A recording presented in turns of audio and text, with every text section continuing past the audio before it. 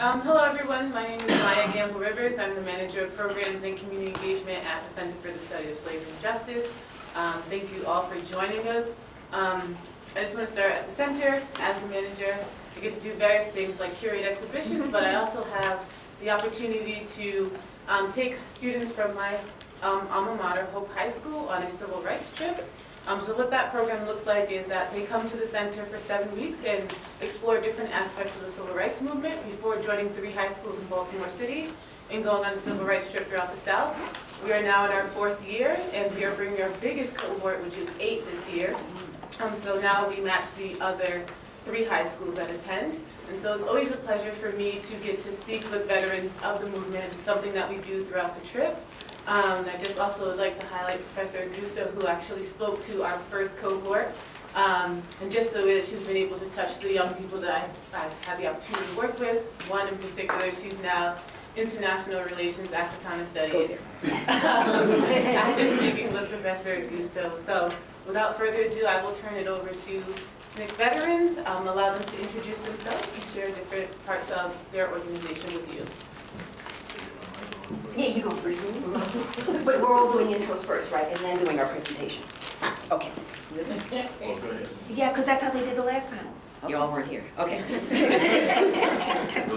Okay, my name is Courtland Cox, and I'm a former SNCC veteran, so a former staff member.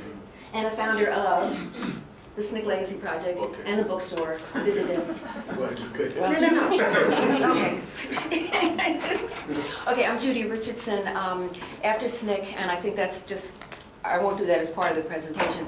After SNCC, I worked with Courtland and Geri and Charlie Cobb to help found a black bookstore, as I mentioned in the earlier session, that becomes the largest black bookstore in the country. And that's Drum and Spear Bookstore, and then we do a press.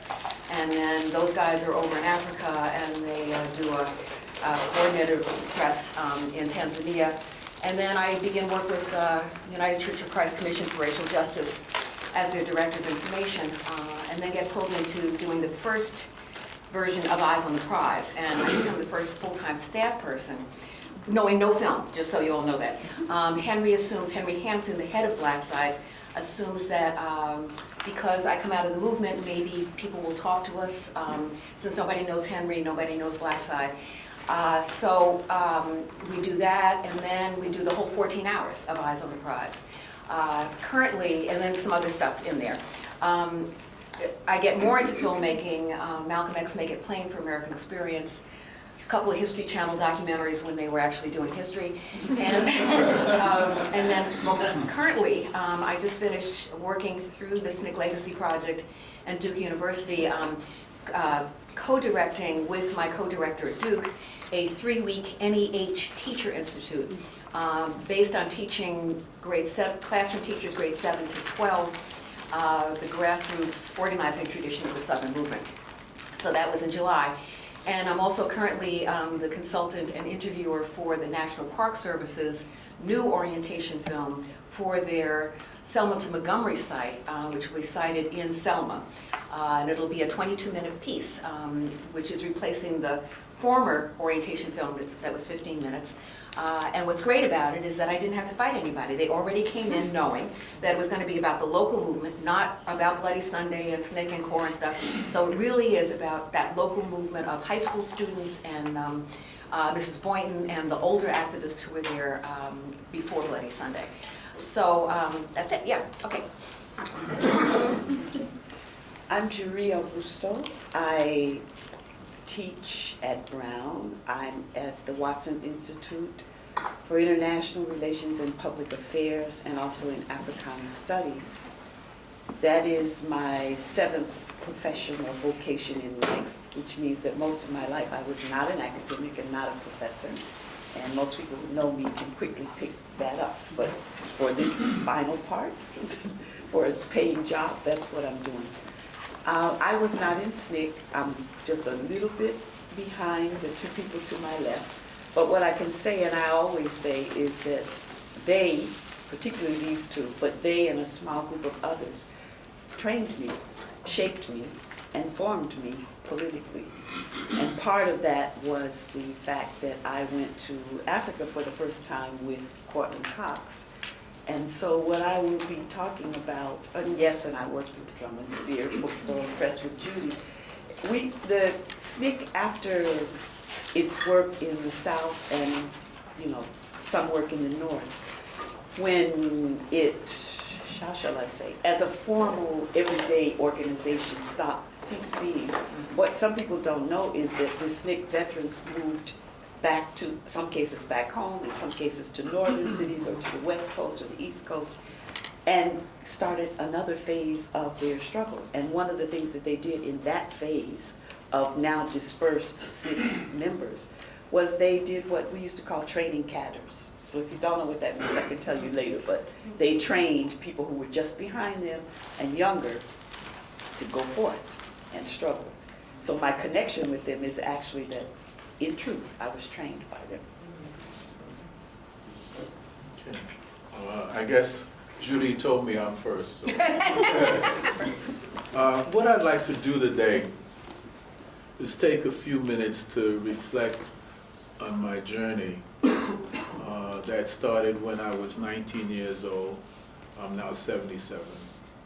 And I want to talk a bit about things that I've either organized, participated in, or observed.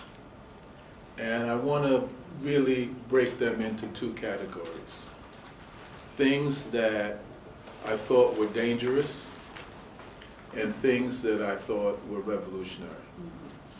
Sometimes they were both, but I'll just list some of the things that I think were dangerous that we all know, but while I don't list them as revolutionary, because even though we participated in them and had a lot of visibility, they were not things that helped us either to define or decide.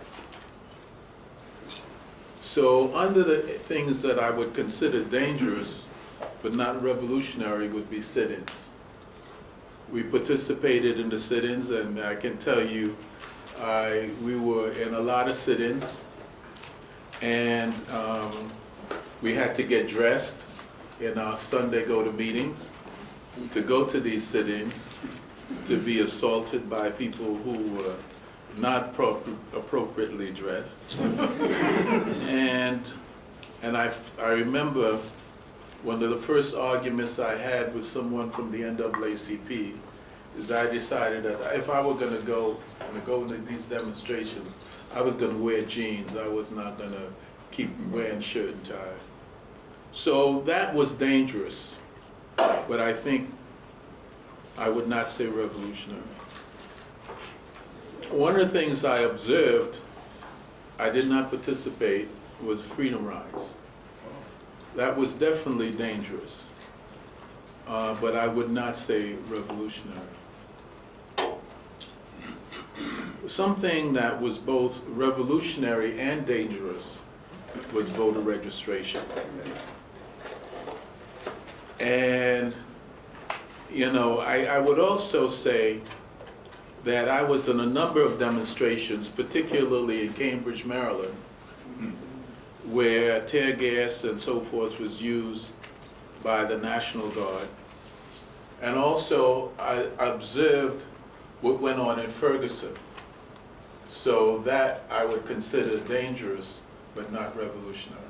And there are a lot of other demonstrations that went on like that I would consider dangerous, but not revolutionary.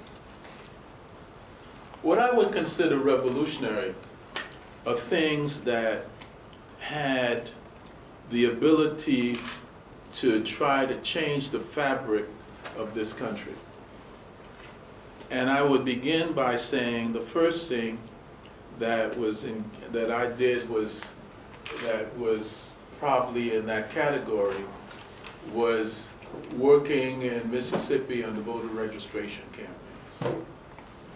And the voter registration campaigns in Mississippi I consider revolutionary because it asked a question about whether all people who lived in the United States could exercise full citizenship.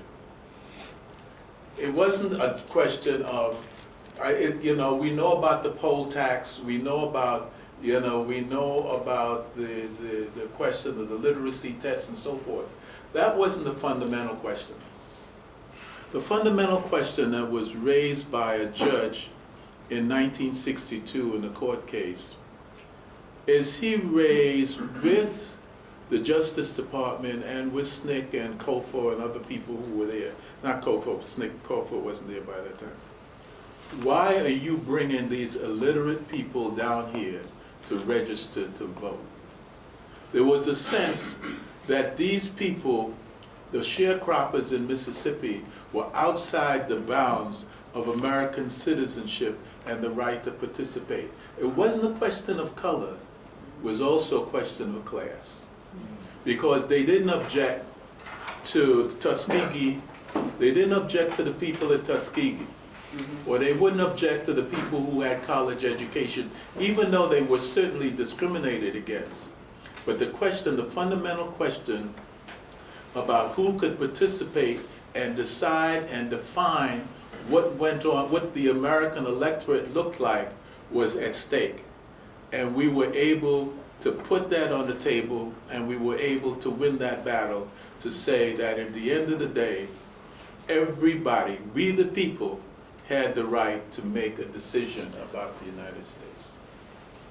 The second thing I would say that I was involved in that was also revolutionary in terms of SNCC was the formation of the MFDP, Mississippi Freedom Democratic Party.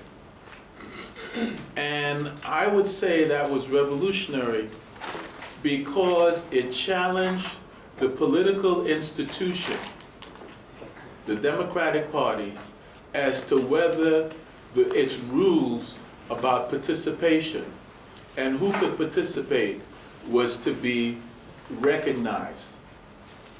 I can tell you that the Democratic Party failed the test, but at the end of the day, it raised the question of who should be and what the Democratic Party was going to be like. Now, it changed the Democratic Party in certain characteristics over time, particularly started in 1968.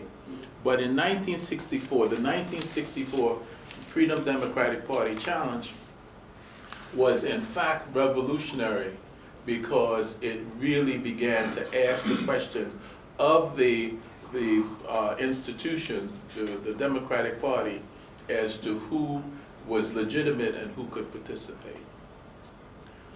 The next thing I worked with and organized and helped do was the Lowndes County Freedom Organization.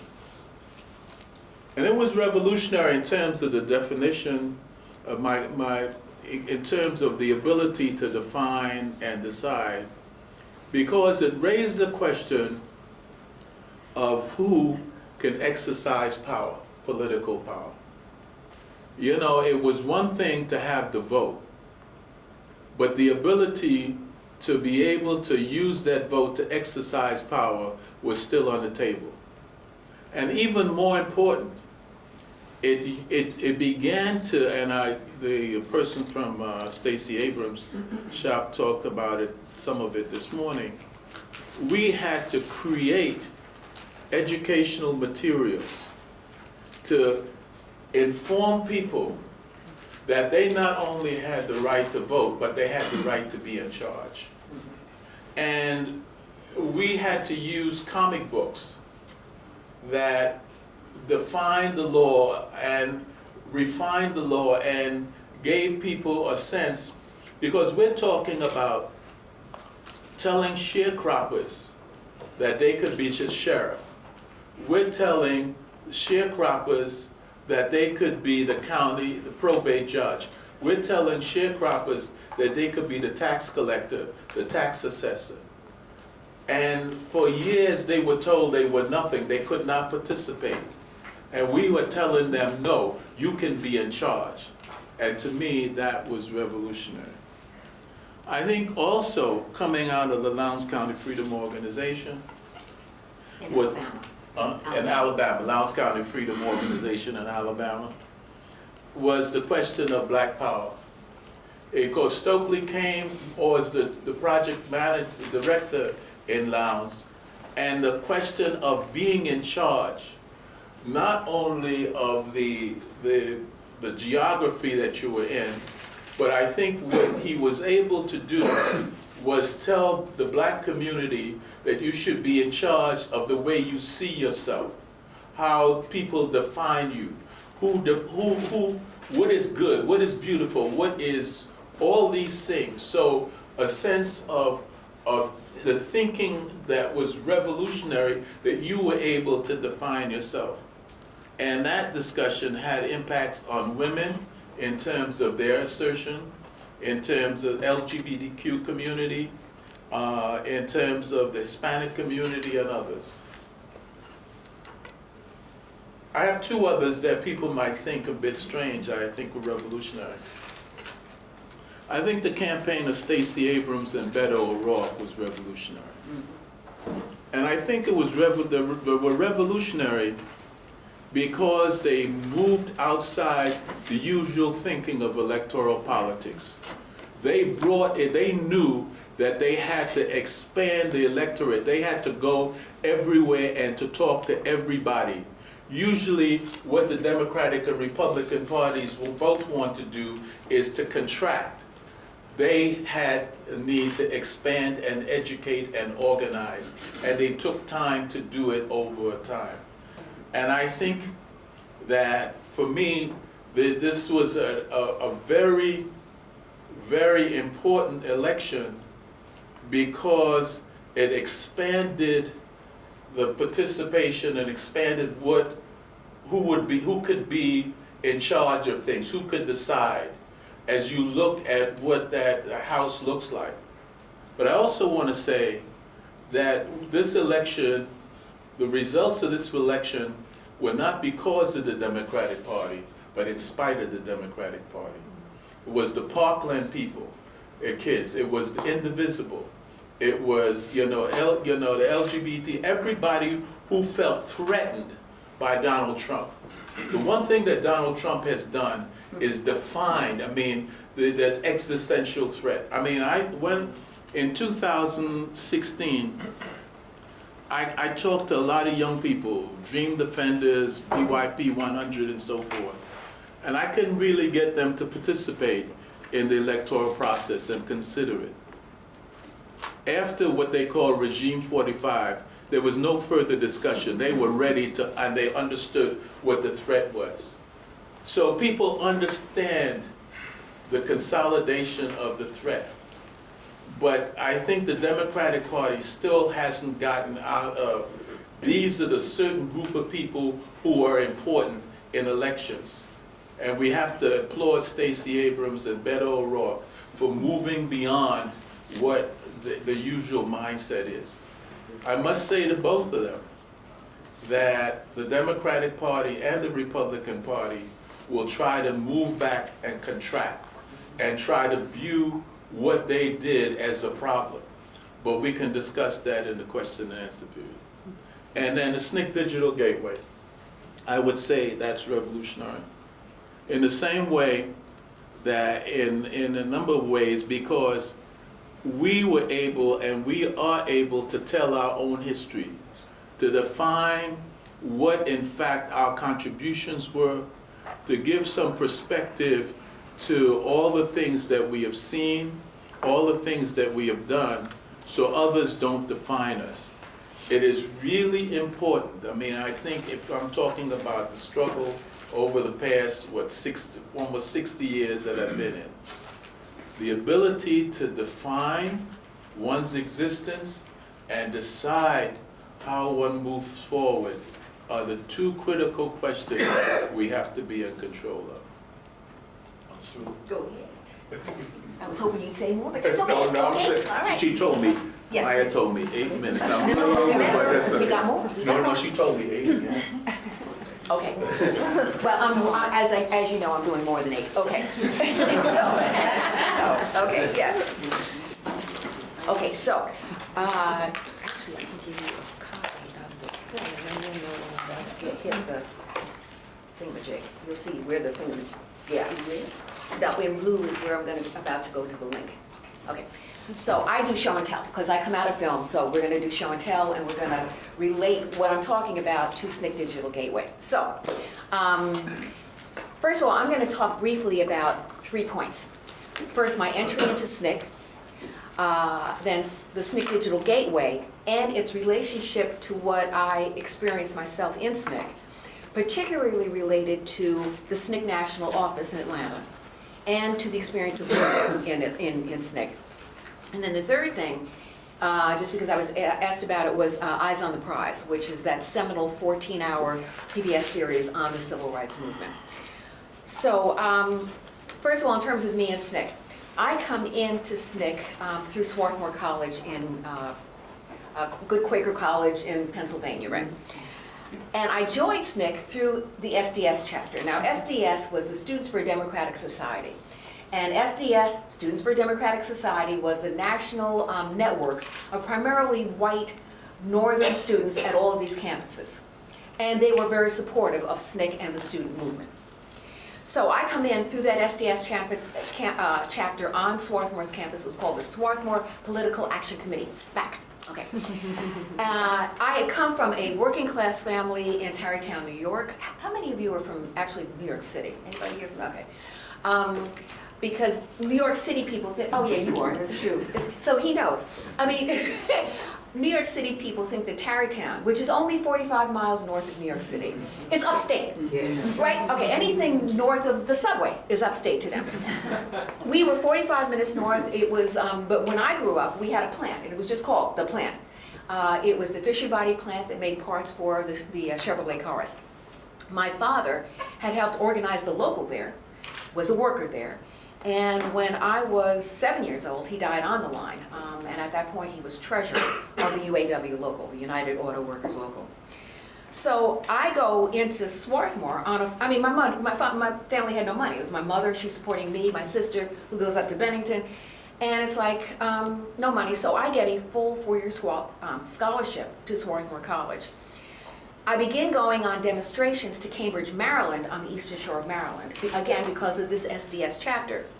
I start getting arrested, I'm not in class on Monday, So I decide that I'm gonna take off the first semester of my next semester, which was the first semester of my sophomore year, and I'm gonna go back to Cambridge to work with SNCC.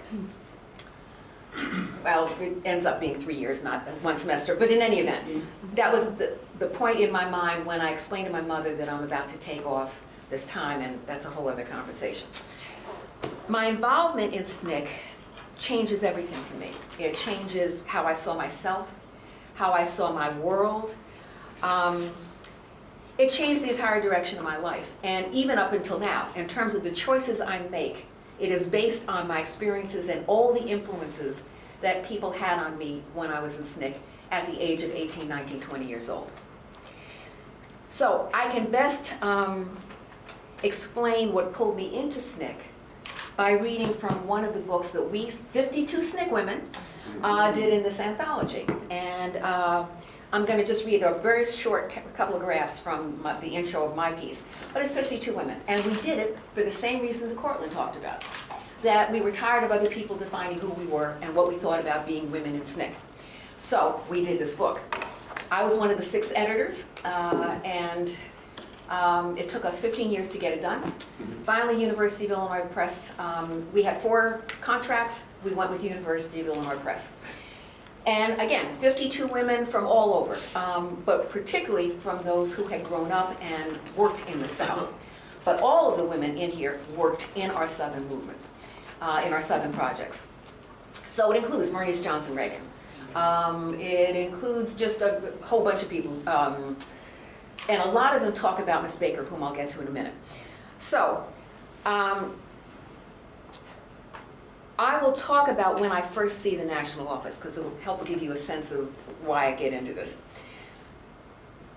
I saw the national office of SNCC for the first time in November 1963. It was a teeny tiny rundown office at 8.5 Raymond Street, a 1-block side street off Hunter, which is now Martin Luther King Boulevard, near the Atlanta University Center, where all the HBCUs are. The office was located on the second floor above a beauty shop, and it definitely did not fit my image of a national office. I was 19, had gone to Atlanta with Geri Robinson, who was SNCC's field secretary in Cambridge, Maryland, and where I'd been working full-time at that point. From the downstairs, so we approached the office, and from the downstairs glass door of the office, I saw this large man at the top of the stairs. He's dressed in overalls, and he's sweeping the stairs. Reggie saw him too, and then ran up the stairs, and with broad smiles and much hollering, they hugged each other like long-lost brothers. And I thought, whoa, this is truly an egalitarian organization, since I assumed the man to be the janitor. It was only after Reggie called the man's name that I realized this was Jim Foreman, SNCC's larger-than-life executive secretary. There was such warmth and affection and joy in this moment that I thought, Judy, you haven't just joined an organization, you've joined a family. SNCC really is a band of brothers and a circle of trust, and I assumed I'd be in it for the rest of my life. Now later I found out that Foreman often swept up, not so much to clean the perpetually dirty office, which was good since he wasn't all that good at it. Rather, he was showing us that, as he often said, no job was too lowly for anyone in SNCC to do, and every job was important in sustaining the organization.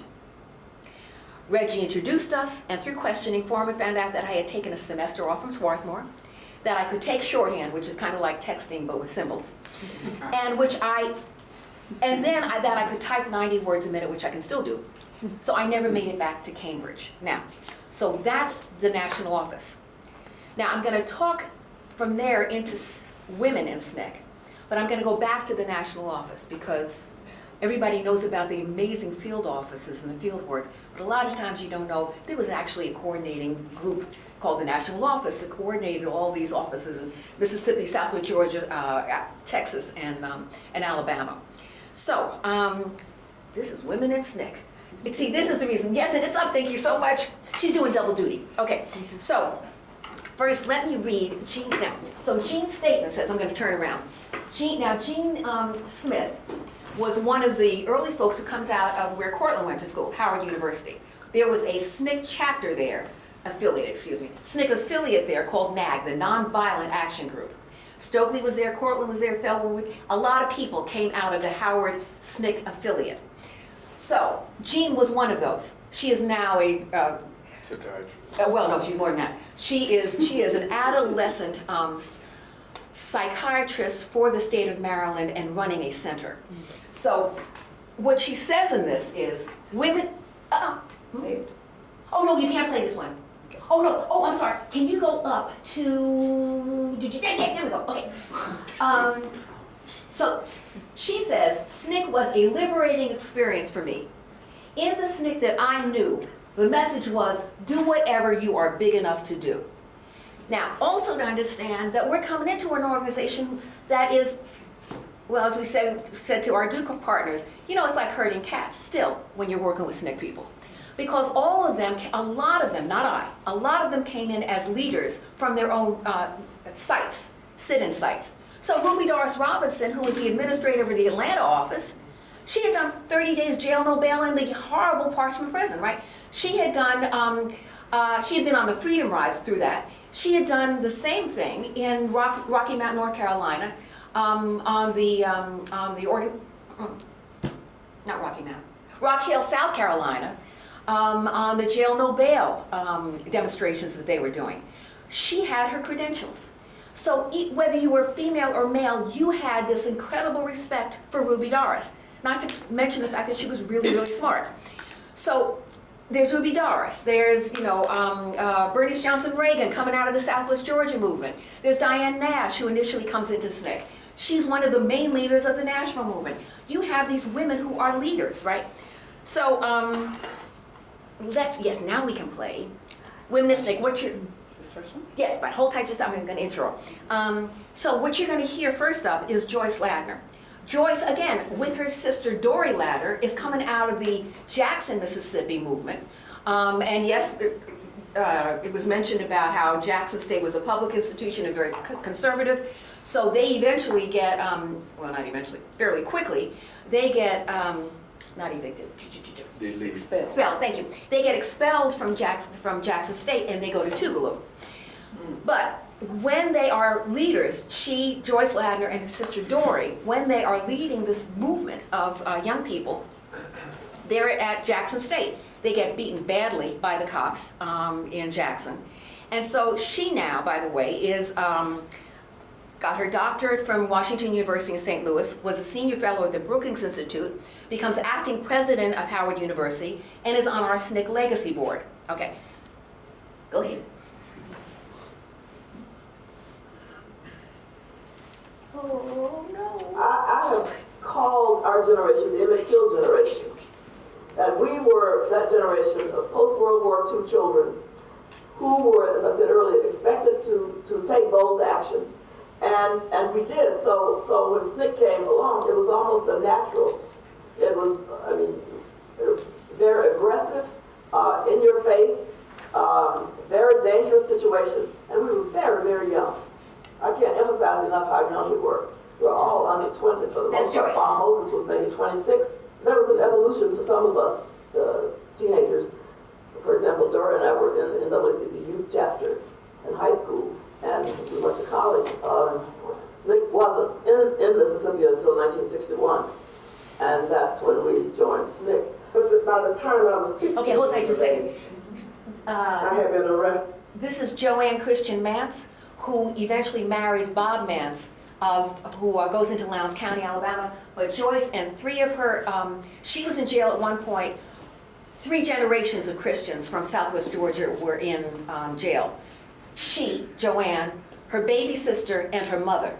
And it was interesting when we talk about the Stacey Abrams campaign, we get a mailing, one of the many mailings, excuse me, from Stacey Abrams, which had this wonderful piece about the fact that Dougherty County, which is where we worked, Albany was Dougherty County.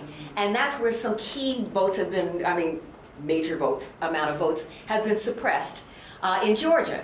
And what was wonderful is that they used the SNCC Digital Gateway link on that ad that they sent out about Dougherty County and the suppression of votes in Southwest Georgia. So, okay, this is Joanne.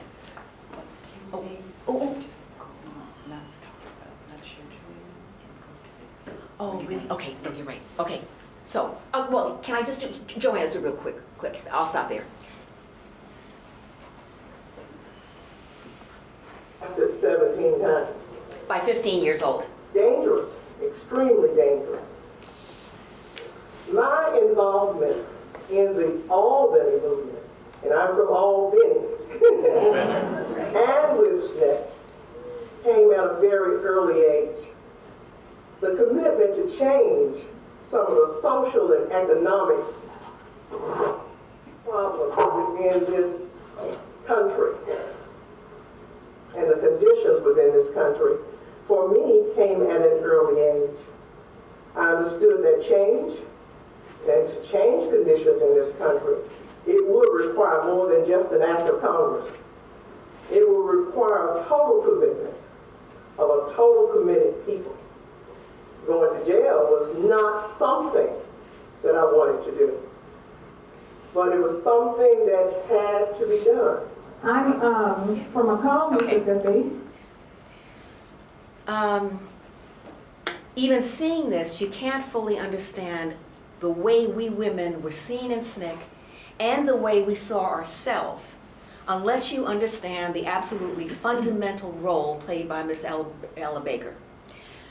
She is the incredible strategist, longtime grassroots organizer who brought the sit-in students together in April 1960, a few months after those 4 students sat down at North Carolina A&T.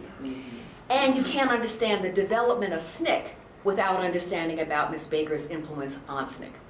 On her profile, which I won't show, which is an amazing, wonderful profile, there's a short video that starts with Chuck McDew, who was SNCC's first chair. And he talks in that video about the fact that he first gets this call that Ms. Baker sends out through SCLC, Dr. King's Southern Christian Leadership Conference, that first organizing meeting that the student sit-ins are invited to come to at Shaw University in North Carolina, right? And so that Chuck doesn't know anything, there is no SNCC at that point, right? And he gets this leaflet, and it's signed by Dr. King, but also by Ella Baker. He's never heard of Miss Baker. So he's at South Carolina State in Orangeburg, South Carolina. He's been arrested and beaten bloody a couple of times. Again, no movement yet. And he says, but then he gets this leaflet. He brings it to his pastor, he says. And he says, and Chuck says to the pastor, who is this Miss Baker? And the pastor says, oh, no, Miss Baker, anything she tells you to do, you do. And that's because his pastor was part of the network that Miss Baker had built of grassroots leadership, not the upper crust of the NAA, the grassroots leadership of NAA. And she had been director of branches, traveling as a lone woman going from New York City, and this is, I'm talking about the 50s, right? On a train going from New York City all the way through. When she sends Bob Moses to Mississippi to Amzie Moore, it's because Amzie Moore is part of that network that Miss Baker has built. Okay, so, but if you go to a little bit lower, okay, and open up that, On the side, yes, on the side, to the side, and then go to, call for youth leadership. yes. Okay, now, what you'll see is, okay, and stop, let's see, oh, hold tight, because I've been reading it on my screen.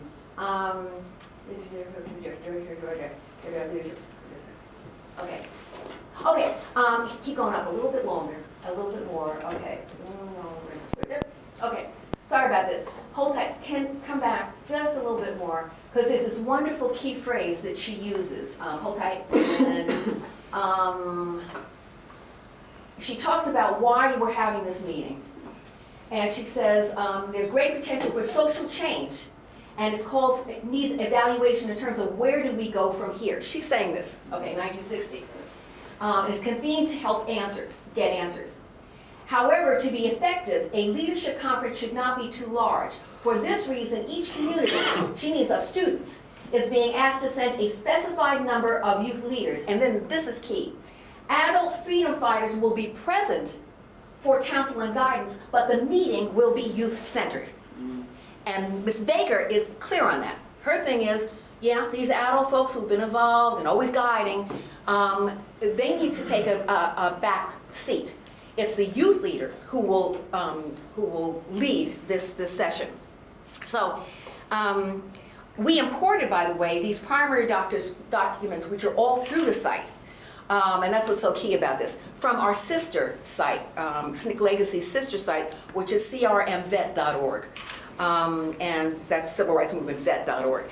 But Bruce Hartford has garnered together a humongous amount of primary documents, which are both on his site and then on our site as well as all the videos. We did videos, we've done conferences, the convenings that we've had, which both of these folks have been involved in. The videos from those, selected videos, edited, are also on the site, as well as just humongous amount of information. Okay, now I'd like to just go to the national office, and because one of the things that you'll see on the site is also the student voice, and that was on that past page. And that helps me segue to the whole national office apparatus. Jim Foreman really was an administrative genius, and he conceived of the functions of the national office. And to always remember, the national office was put in place and conceived as being in service to those risking their lives to organize in the field. And somehow, Foreman also pulled together the folks who he thought could do the work.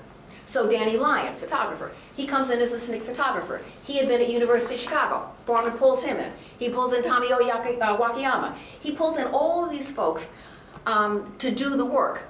Now, if you go to, okay, oh, by the way, that's me in the middle. That's, yeah, and then that's Gene Smith, the one whose quote I mentioned.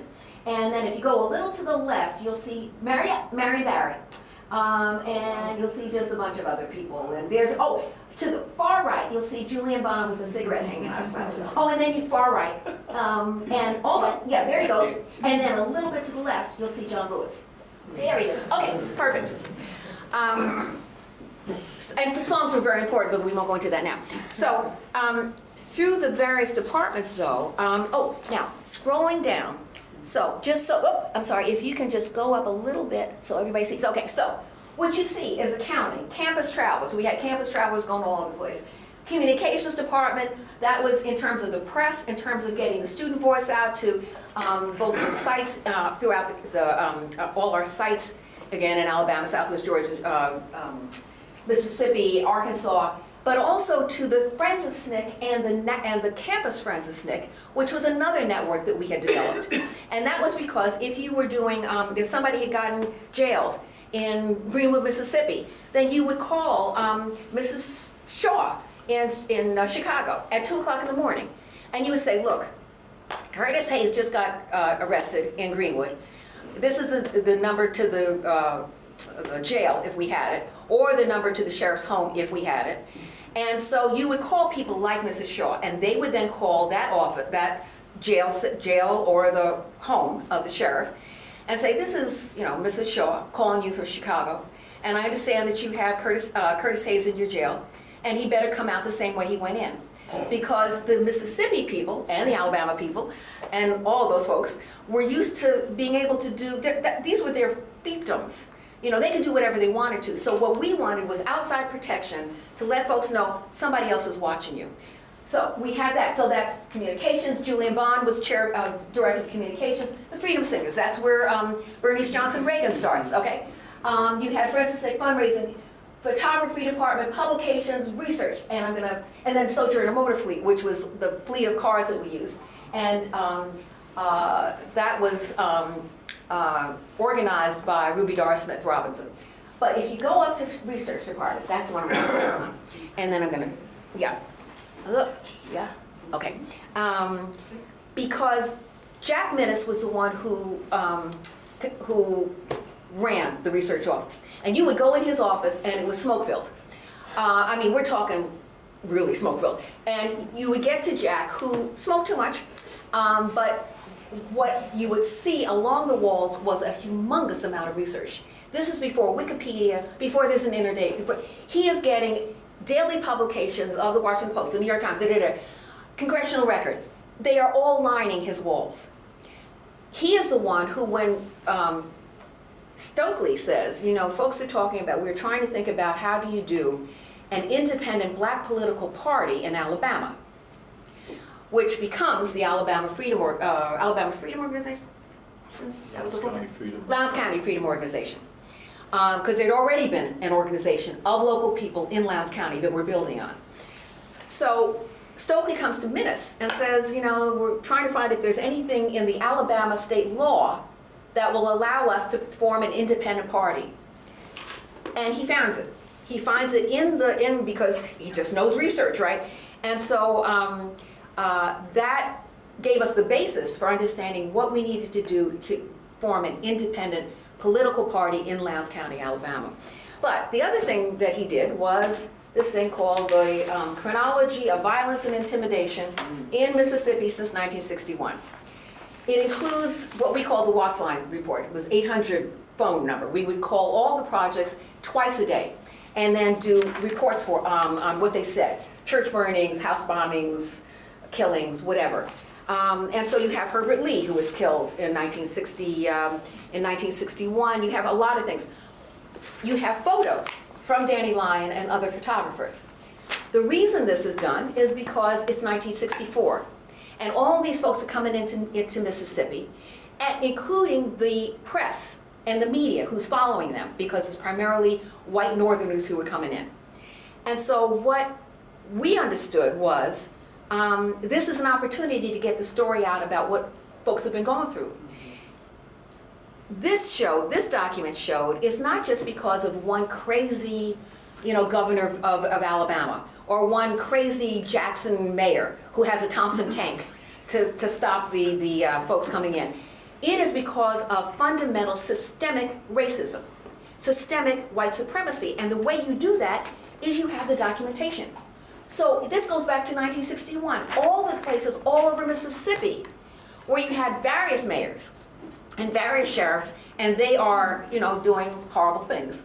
So that's why this was important. Okay, I'm going to end with, because in closing, just a quick thing on Eyes on the Prize. How many of you have actually heard of Eyes on the Prize? Okay, enough. Okay, good. All right. So it got an Academy Award nomination, every major journalistic award. Most important though, the series is a grounded up, bottom up approach to this history. It's the first time it was done. When I come in as the first staff person, the only film that I could view was Montgomery to Memphis. It followed Dr. King, and even when he went to, say, Birmingham, you didn't see Reverend Shuttlesworth, you only saw Dr. King. So what we did with Eyes on the Prize over the 14 hours was to talk about all the local people who guided and started those movements, like Mrs. Boynton in Selma, Alabama, and her husband.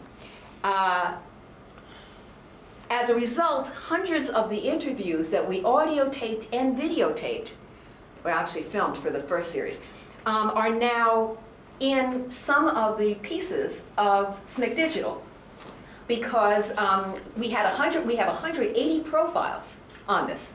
And because of, Courtland didn't talk about, he's the reason that we started all SNCC Digital. He was the one who came up with this idea of doing something that would do the archival material that you're going to be talking about. So, what we have now is profiles of people, not mainly SNCC people. It's local people who now have a name, who you now know they did this in Ruleville, Mississippi. Not just Mrs. Hamer, but so and so and so and so and so and so. And because of some of the Eyes on the Prize interviews and Trinity and lots of the materials that we've audio taped and videotaped, that is up on the site as well. Closing, I would just say that what we understood in making Eyes on the Prize is what was also fundamental to creating SNCC Digital. And that is, if you don't know, that it's folks just like those of us in this room. Our teachers, our fellow students, our families, that we were the ones who made the movement. Then you don't know you can do it again. And then the other side wins. So, I'm going to close there. Over to you. Okay. No. Okay. Hold on, I'm trying to get back to Oh, sorry. Okay. to see international, if I can find it. See this. While you're doing that, book will be available for sale at the reception. Let's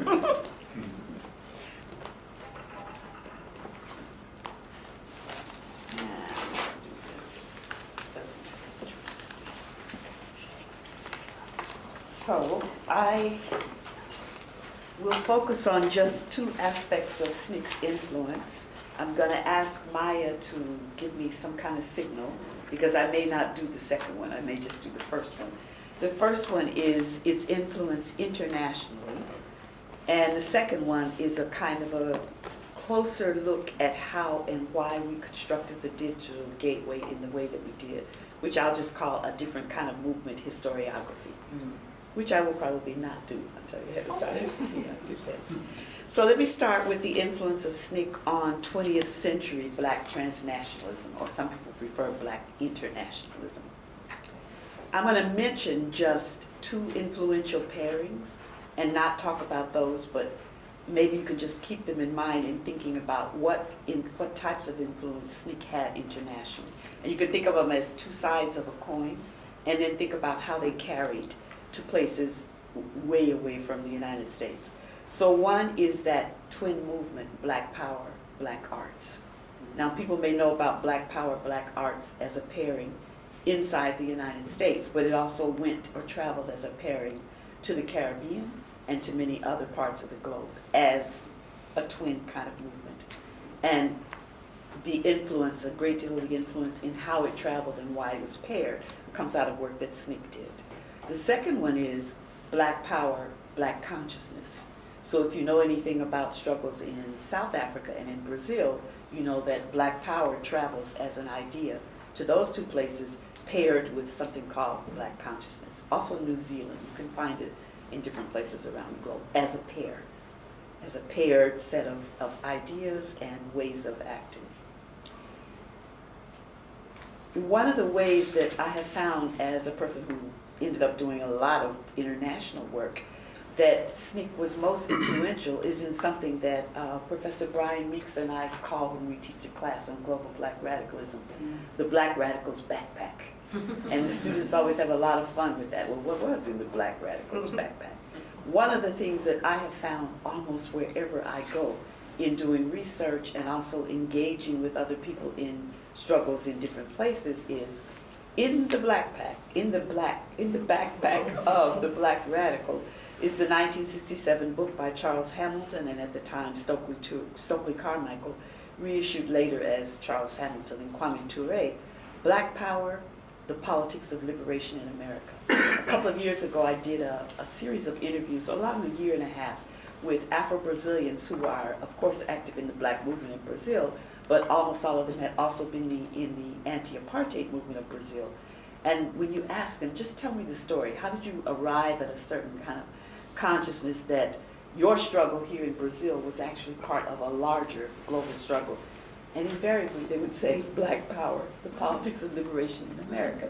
So the fact that a book that comes out of one of the experiences and the analysis of a prominent member of SNCC and goes into the Black Radicals Backpack, I think is an important sign of a kind of international influence. There were also very principled, though not uncontroversial, stances in international fora and in international causes taken by SNCC's young, sometimes not quite 20, but let's say early 20-something members, which had outsized resonance. In other words, these were, when they were doing it, they didn't necessarily see the impact, but resonated across the globe. And the reason why it was important is that it came out of their participation in taking these stances in international fora, came from an emerging international consciousness that was created within SNCC, and it linked civil rights to anti-colonial and liberation struggles abroad. And this link that was in formation from the 60s onwards is very important. I'll just cite 3 examples, and you can find these examples and further documents about them on the site. Again, you just put in international and you will come up, I'm not going to do it because it'll take up too much time, but you would come up with this. So these examples of an international consciousness linked to anti-colonial and liberation struggles and also to international, how shall we call them, peace movements or anti-war movements. One is young SNCC representatives at the International Peace Conference in Stockholm. It was the International War Crimes Tribunal in Stockholm. Bertrand Russell, Courtland, at a very young age, stood up, and you can tell very funny stories about him as 20 and a bit, with all these older, globally known figures. Another which is important is Julian Bond. He at this time gets elected to the legislature in Georgia, but he is not allowed to occupy his seat because SNCC had come out with one of the first anti-Vietnam War declarations, and they wanted him to disavow it before he could take his seat as an elected representative. So it was delayed quite some time. And that kind of principle of, we came out with an anti-Vietnam War statement, and even though I have now moved to a different political arena, elected office, I'm not going to deny or negate the principle that my movement took about this in order to get my seat. So it's another kind of an example of an international consciousness by people who are quite young and are exercising it. And then there were the SNCC members, now a bit older, but me still very young, who organized the 6th Pan-African Congress in Dar es Salaam in Tanzania in 1974. And one could have a whole conversation about that, but again, if you go to the SNCC Digital Gateway, you will find it there.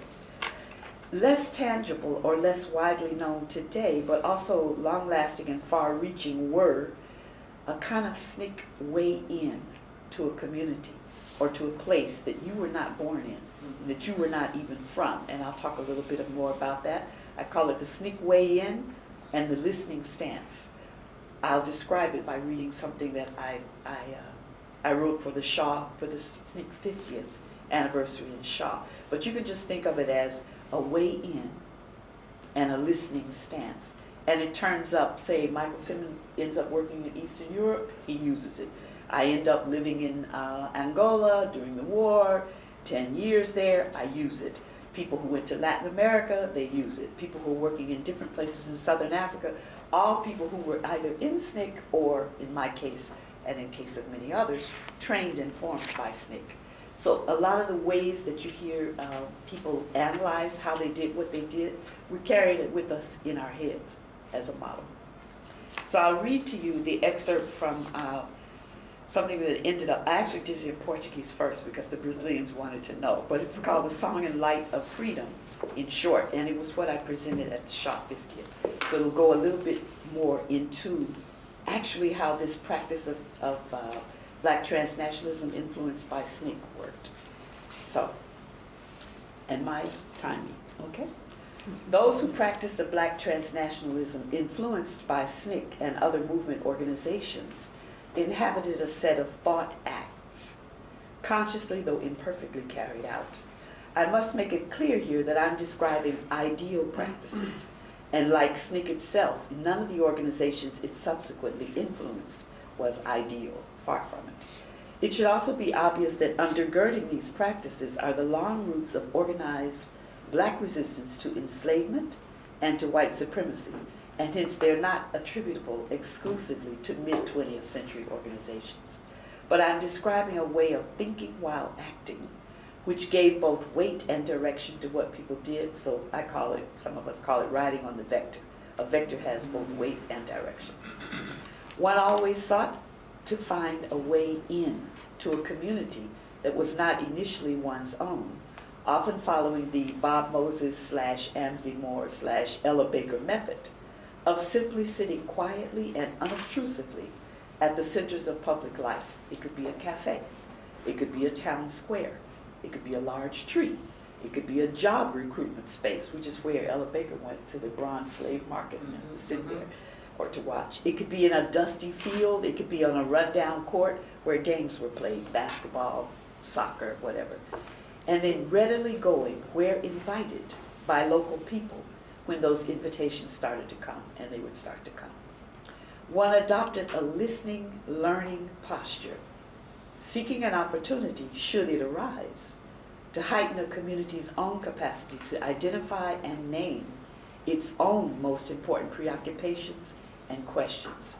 And as Ms. Baker would say, to shed light on those concerns, but not try to take them over or to define them. One read the books and newspapers that they did, if they could read. In some cases, it wouldn't be about reading because they couldn't read. One listened to the music they enjoyed. One learned to speak their language. Now I'm really talking abroad and being global in a different kind of way, not demanding that everyone speak English because that's what you speak. You watched the games that the children played. You ate, for the most part, what they ate. You never confused illiteracy with lack of intelligence. And you listened to all storytellers. Now, to the academic ear, this may sound very much like good engaged anthropological practice, but there was a difference. Engagement with local struggle was not an ethical dilemma around an object of study, an option for how to craft one's personal research. It was why one was there. It had its genesis in local articulations and demands, and it was an overtly political commitment. Two ideas were key to those thought acts, the same ones which designate what was being done and why: freedom and movement. SNCC's notion, and that of the Black transnationalism that it influenced, was of an ever-enlarging circle of freedoms, explicitly plural, as consciousness and societies evolved. To bring it into practice, several things were necessary. At a minimum, one had to develop a critique of exploitation, how it was being effected, what transformations it underwent. One also had to have a notion of allies and of how to work in coalitions. A corollary of this notion of allies was an understanding that they might be found among the ranks of the opponent, and that if so, one could play a role in changing the opponent's mentality. When this could be realized, and again it was an imperfect practice, ringed around by practical and philosophical constraints, and far from fully subscribed to by members of the movement, there was the notion that the struggle being waged in the name of full freedom might also be instrumental in helping the oppressor, that's how we usually termed it, to discover a common humanity. There was in this concept of expanding freedom always a set of explicitly articulated objectives. As Courtland would often say to me in Tanzania, you gotta ask them what they're for, not just what they're against. So something to be for as well as against. Or, as I learned to think of it in Angola, when the MPLA was not an association of kleptocrats, but was a liberation movement. I hope this is being recorded somewhere. They called it programa minima and programa maxima.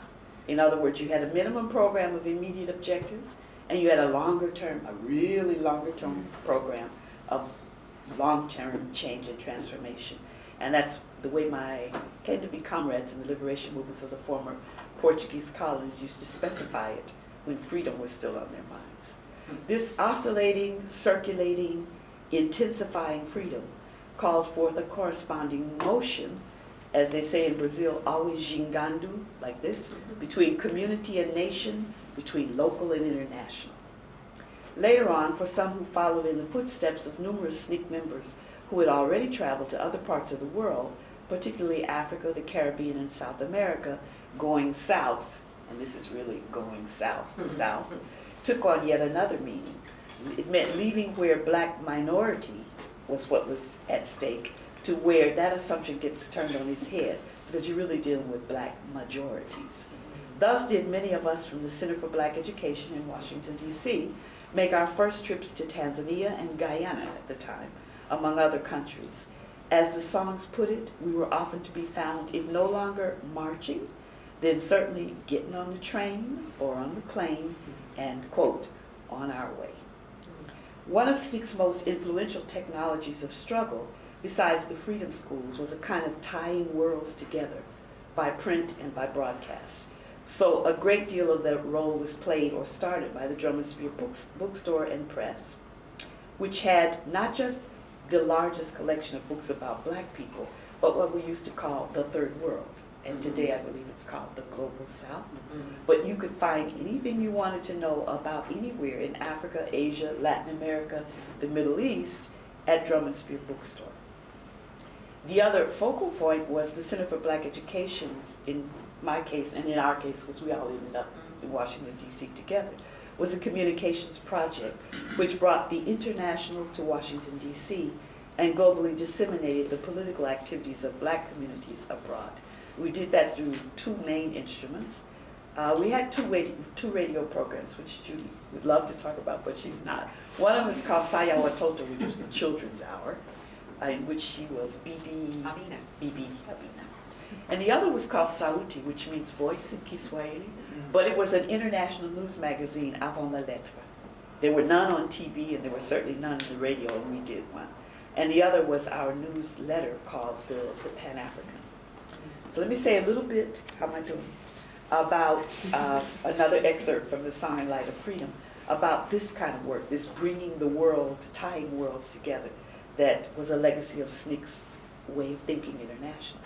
Center for Black Education was located in the heart of what was in Washington, D.C., known to be the riot corridor. Actually, every city after the 70s had a riot corridor, and home to many black working class families in a dilapidated pair of buildings which we rehabilitated ourselves.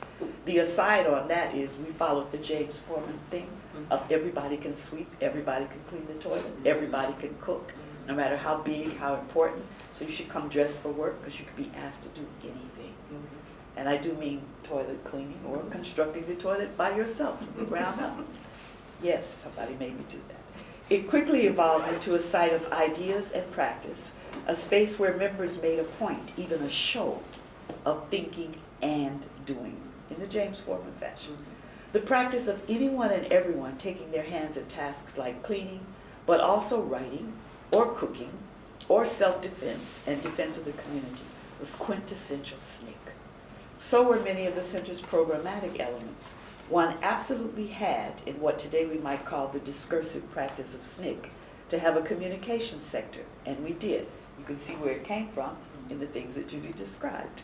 So the Pan-African, a bulletin we regularly printed on an old but sturdy mimeograph machine. I'm sure people don't know what it is, but it was a Gestetner. That's right. Turn it in the center's basement, was sent round to a wide circle of correspondents, both local and national, and also international. Copies of the Center's main publications were exchanged for those put out by the loose network of other Black independent schools, like those set up by Don Lee, now Hakeem Madhubuti, and Amiri Baraka, I guess he was Leroy Jones when he started, in Chicago and Newark, respectively, and copies were distributed in commercial establishments and schools in the Black neighborhood. But the Pan-African also went by mail to comrades, or to brothers and sisters, as we would have said it then, in the Caribbean's radical movements, such as the New Jewel movement and the predecessor groups of the WPA, across the Atlantic to Beauvoir Louverture Bookstore and Press in London, and the Journal Collective, Race Today, in what is now thought of as radical Black London, and to Dar es Salaam in Tanzania, where we had links to the newspapers Uhuru and the Daily News. We read about the struggles of other Black populations and communities, and they read about ours with regularity and intensity. The Center produced those 2 radio programs, the weekly news magazine Sauti and the children's program Saya Watoto, both of them on the popular local station WOAL, which is now Black owned, but at the time was not. And we actually had to end our show there because we produced what was going to be a 2-part program called Palestine from the Beginning. And we didn't know you couldn't say the word Palestine, so we only got to do part 1. We didn't get to do part 2. But that program featured Black music enjoyed by majority Black Washingtonians. So in a word, this kind of communication that starts in a particular place but moves around the world, disseminating ideas and being part of a global back and forth flow, which we know characterizes Black transnationalism, brought the whole of not just a Black world, but a third world or a global South world right into the living rooms of ordinary people in Washington, D.C. That's all I want to say. Thank you all for your presentations.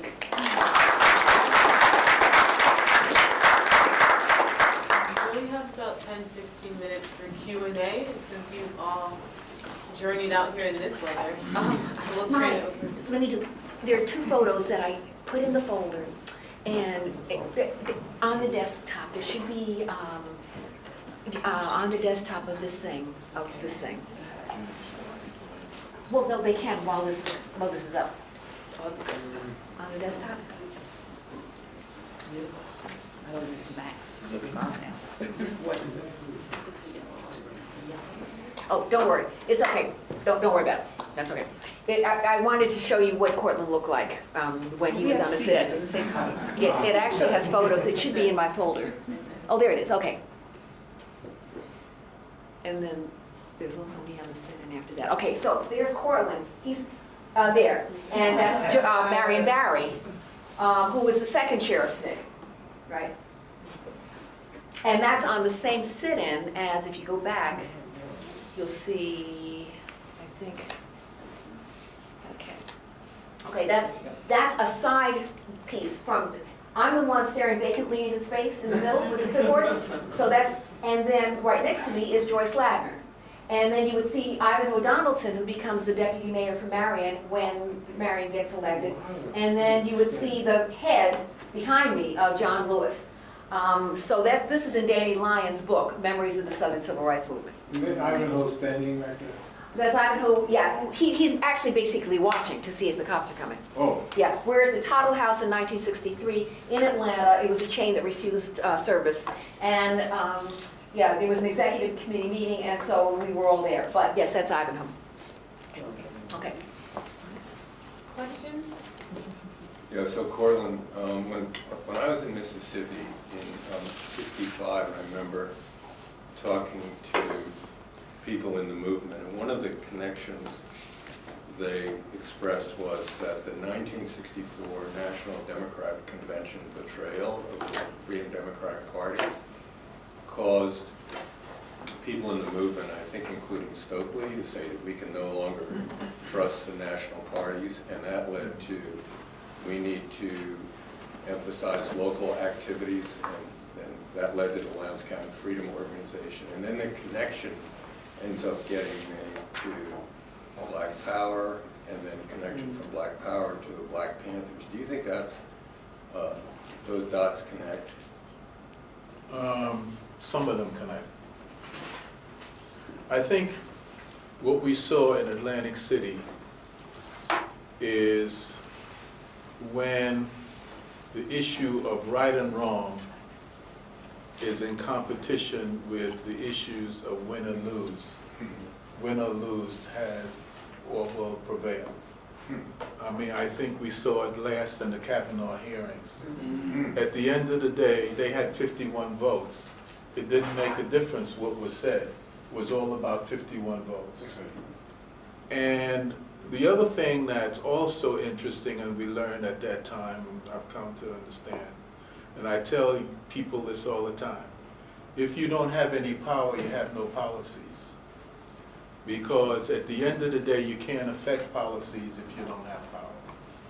And one of the things that we have to begin to focus on, so we began to understand, not in the kind of way I understand now, but to understand that at that convention, basically we had, let me just take a minute to talk about it. We had enough delegates to have a minority report to be brought to the floor. And if we brought it to the floor, we knew that we would have great impact on the country.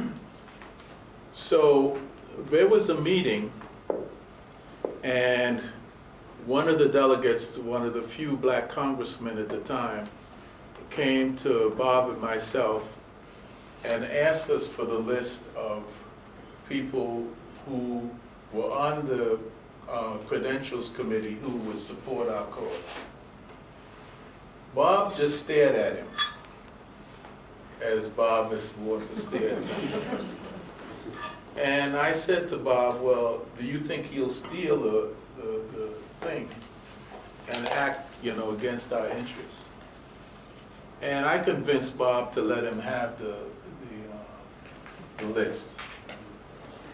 And what happened immediately after that, all the people got called by the White House to say, if you support these people, your husband will not get this judgeship, you will not get this post.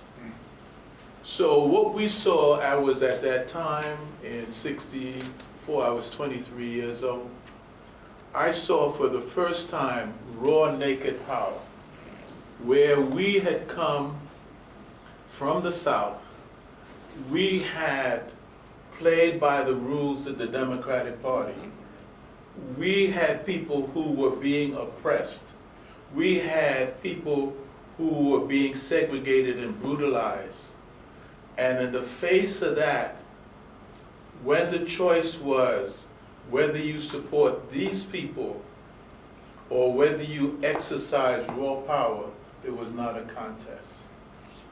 So we understood that the discussion was no longer right or wrong. The discussion was win or lose. So we, one of the things that Fanon talks about is that the people who are oppressed actually learn from the oppressor about how to proceed. So one of the things that we did, we understood that it was no longer a discussion of being right and being wrong. Just as we saw in the Kavanaugh hearings, it was about who had the power. I think that the point, you can say a direct line to Lowndes County. Now, I think the question of the Panthers is a different question. Now, clearly, they came to Lowndes County. I mean, one of the reasons we had the Panther in Lowndes County is that we understood that people could not read. A lot of them couldn't read. So we said that we needed people to vote for a symbol if they couldn't read the name. So therefore, we got the symbol. And we wanted a symbol that had some strength. And we got the symbol from Clark College, actually, the Black Panther. And, It was the mascot. The mascot. And the Panthers from Oakland came and saw the symbol. They liked it and they took it back. Now, Could I just mention the Democratic Party of Alabama, the Democratic Party of Alabama, their logo was a white rooster. And over that was white supremacy for the right.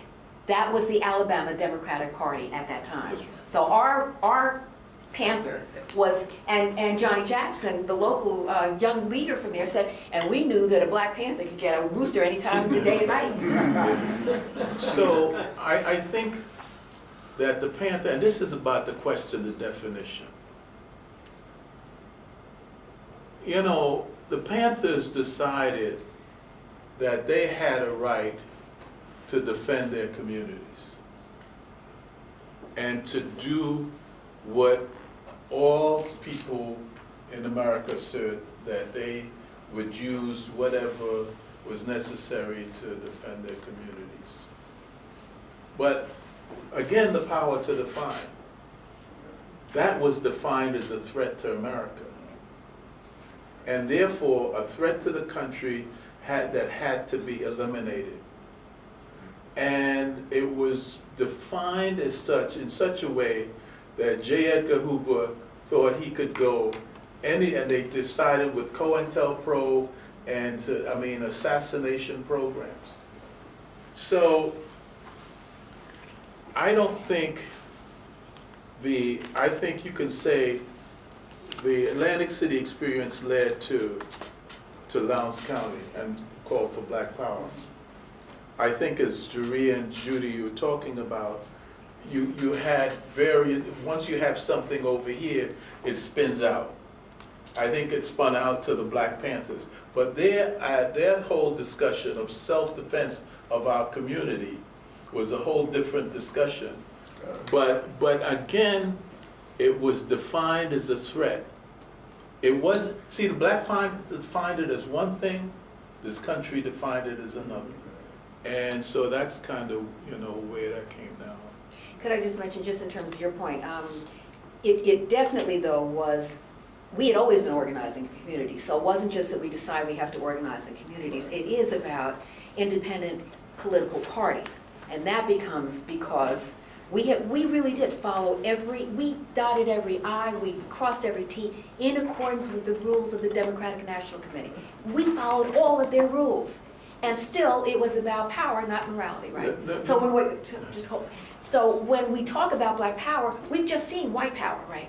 So our thing is, okay, well, we're not going to depend upon the Democratic Party. I mean, I remember when we went up to Atlantic City, we really thought we were going to get it out of the Credentials Committee onto the floor because due to Ms. Baker. Ms. Baker had understood how to lobby. She's working with folks out of the DC committee. We go to Atlantic City. I remember having a list of the people, the Congress people and the folks on the Credentials Committee who we were going to lobby to see if we could at least get that report onto the floor. We did everything they said to do. And then one by one, this is what Courtland said. We started hearing, the judge, a Black woman who said, and she was in tears on the phone, and she said, my husband, I've been told that if I vote to get it from the committee onto the floor of the convention, that my husband will lose the judgeship. So, yeah, okay. Yeah, I want to say a couple other things. We had a meeting in church in Atlantic City. And, the question of this compromise came up, this so-called compromise. And the question of should the delegation, the SNCC people said, all right, you put this out here, we disagree with it, but at least you need to present this to the community, the MFDP, Mississippi Freedom Democratic Party. Everyone, including Martin King, Adam Clayton Powell, Walter Reuther, Maiyah Rustin, everybody sided with the Democratic Party and not with the MFDP. We need to understand, we need to understand fundamentally that, and again, as we move forward here, this election cycle was exciting because you had several independent actors. You had several independent, I mentioned some of them earlier. I view Stacey Abrams' campaign and Betty Beto O'Rourke's campaign and the Parkland kids and all those so forth as really independent actors from the Democratic Party. I think that being independent actors will become very important if we're to succeed. Because one of the things I can envision, again, back to the question of defining, I can see it happening already. You're listening to the news, and the people started talking about both ends of the political spectrum. They'll talk about the Trump people, and then do an equation which says the people on the left are just as outside the spectrum as the people on the right. So those who are calling for Medicare for all, those who want to get rid of ICE, those women are just like those people on the right. And what we need to do is to get a sensible middle. It's already begun. To try to now, those forces you can't control, you need to define them out of existence. And so my sense is that the people who have, I think back to Ms. Baker, strong people don't need strong leaders. Our responsibility is to create strong people and create them in just like the Parkland kids. I was really impressed with them because they said, no more tears, we are gonna organize, and that's what we need to do. And I think, back to the question that you did, we were correct then in terms of what we did after Atlantic City, and I think the struggle is almost the same at this point. The Democratic Party is a vehicle that can be used for convenience. It is not where we need to put our faith and trust. Which doesn't mean that you don't vote. Well, I vote every time. That's what I mean, I just vote, to say that. I vote, let me put it this way, I vote early, but I don't vote often. See, just to mention, Courtland's one of my favorite, because Courtland does these quotisms. But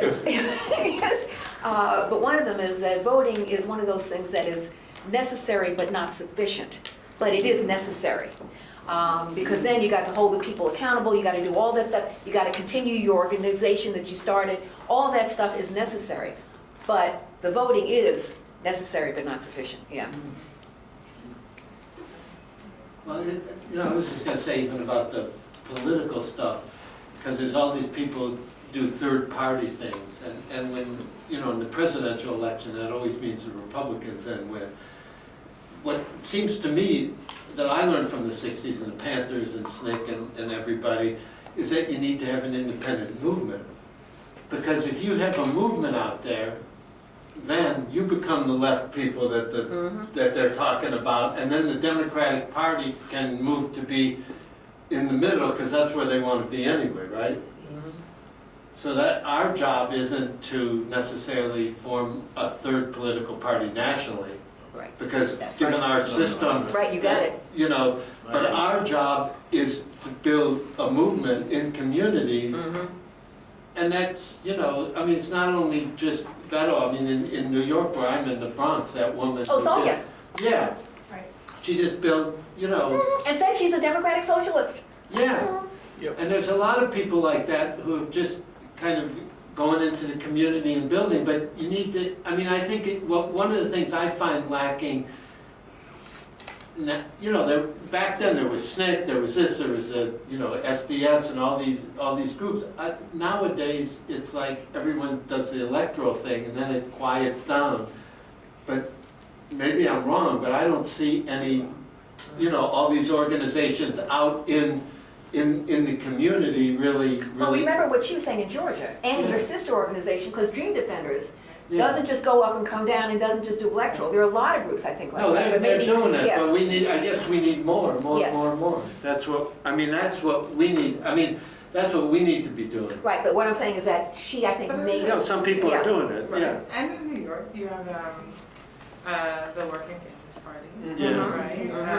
And other organizations that see politics for what it is, right? And see voting as a tool to bring about liberation, or one of them, right? That it's necessary but not sufficient. That we can't build any kind of, we can't push for policies or platforms if we don't have power. No, I understand that. I'm just saying it's like you have the march against, for the climate change, you had the Women's March, you had Occupy, even Black Lives Matter, which I think is evolving a little bit. It's all about protest marches. No, but that's why I'm saying it's good to hear people like her, because she has the opposite experience. I must say, in terms of the women's marches, I think they turned into the indivisible discussions. I mean, a lot of that. And so the one thing that Trump, let's put that quote, there's nothing that focuses the mind like an execution. Trump focuses the mind. And even though people who demonstrated and went silent, they knew they still had to be engaged. And that's what you see the reason. There was this stunning picture of this class, the Democratic Party class. You see women and men and African Americans, Native Americans, Hispanic, and so forth. And in this picture, the Republicans, all white men and one white woman. Basically, it couldn't be more stark. I agree with you. There's no need for a third party. But in terms of, I think educating the people, staying close to them, making sure that they understand their interests. Because the question really before them is, whose interests will the government serve? That is the key question. Because for years, the interest of the government has always been for a small class of people, small group of people. The question is, can we broaden the government to act in the interests of the broadest group of people? That is the question that we always have to keep out there before everyone. There's something that I would like to recommend to people who are interested, which I cannot maneuver this thing to get the picture away to show. But it's okay. I'll just explain. Oh, okay. Well, why didn't she do it while you explain? Okay. Then they'll see a visual. But on the SNCC Digital Gateway, one of the things that's most important is we have this feature that comes out of a dialogue, intergenerational dialogue, that we have been having, 2-3 years, with a number of movements of young people, younger, and in some cases really young. And it kind of, if you go through it and listen to some of the dialogues and some of the things that they're saying, it kind of takes away the impression of many people in my generation that, nobody's doing anything, or these young people, they only have an online presence, they don't do anything, or they're not doing what we did the way we did it kind of thing, or they flash up and then they die out. And a lot of us on the SNCC Legacy Project board had similar ideas until we began to sit down and actually talk to and listen to some of these people talk about what they do, how they do it. They actually re-educated us as to what a current generation is doing. I'm not saying perfectly, just like nothing that anybody else did in the past was perfect. But the kind of notion that they don't do anything, or that there's nobody out there, or, I'm not gonna mess with it, because I'll get us off onto some other page. Okay. But it's interesting if you want to kind of think about what are the conversations that people of a certain age can have with younger people, and what these movements, some of them, see themselves as doing, what their short-term program is, what their long-term program is. You can visit the site, and I think it's under, where is it under? Our Voices. And then this Learn from the, it's under Our Voices, the section. Today's section too. And the Today section, and you get a lot. Oh, it is only today. I'm wrong, he's right. Today, the section called Today, okay? That's just a short answer to your question, but it's a dialogue that needs to be had between generations. So as that movement's energized people and energized people vote. Yeah. You've got to keep everybody focused. Yeah. One more question? Yeah, the same thing. One of the questions, there's so many thoughts that come to mind. Oh, that's good. One of the buzzwords among people of my generation who are both interested in who are within academics in some capacity, and also, who work in activism is the word intersectionality, the ways in which movements can be intersectional, both for the good. It began as a legal theory, which, there are iterations of it much before. Francis Beale with the Third World Women's Alliance, talking about the triple jeopardy of being, or the double jeopardy, and then it's being expanded with triple jeopardy. These things, it's interesting to me how the ivory tower and activism can kind of, they speak back to one another, but also the ways in which sometimes being within the ivory tower can also distance people from the amount of activism that they can participate in. And so I guess what I wanted to hear from you all, what I've learned about SNCC is just this ideology of participatory democracy, the ways in which grassroots activism combined with it's just so different when you compare it to the other organizations of the time, the hierarchy. Yes. There's power. Hearing what you said about Jim Foreman is precisely what I think sometimes when you encase it in language like participatory democracy, you do. That's right. Right. And so hearing the kind of on the ground language that you're using is so interesting. I guess what I want to know is, how do we get that back? I mean, what people think often, like with rallying around a certain social movement, you'll have central figures increasingly becoming more diverse, which kind of gets back to my original point about like how intersectionality can be both empowering, but also in some ways people will think that it's limiting because it kind of groups people into smaller factions and that they have very vested interests in very particular issues. Thus, it kind of mitigates the opportunity for a broad coalition of activism and change. And so I guess what I wanted to know from you is, it's one of the comments that you ended with a few moments ago about like how generations can speak to one another and how we can revive this interest in the Jim Foreman sweeping the stairs within our own social movements of today. I think that's so important. Can I just mention, because one of the things Courtland mentioned was the work that we've been doing with in conversation with young people. And one of them, when he was talking about voting rights, because of Courtland, we had in 2015, we had a conference with the larger movement for Black Lives folks together with SNCC vets. And it was down at Duke. And I was here. They made oh, us, right, you were. I remember they that. made us go on Twitter. Yes, that's right. Yes. But what was that's right.